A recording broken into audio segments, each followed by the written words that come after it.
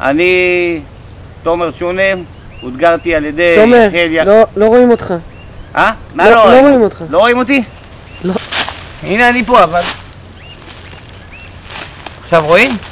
כן, קצת. שנייה, אני כותב. אני הודגרתי על... אני תומר שונם, הודגרתי על ידי יחיאל יעקבי, המלך, דרך אגב, חייב לציין, בעקבות הוראה של צבא ההגנה לישראל, במיוחד הרמטכ"ל בני גנץ.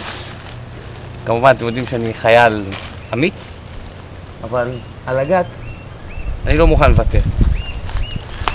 אז החלטתי להביא אתכם לפה, אל מקור החיים שלי, עץ הגת.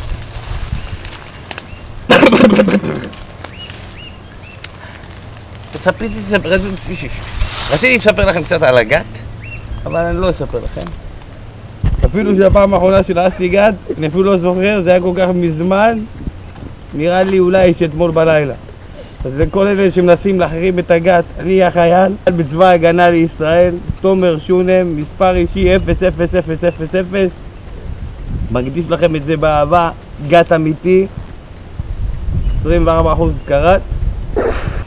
אני מאתגר את בני גנץ, את אבידן גיאסי ועוד אשכנזי אחד, סגי שוורץ, אחיין שלי. תהנו, בני גנץ, כן? אני מאתגר אותך באתגר הגת החשוב, אל תעשה לנו בושות, עשה לי טובה. גם אם אני צריך לעשות פה מילואים, אני אעשה פה מילואים.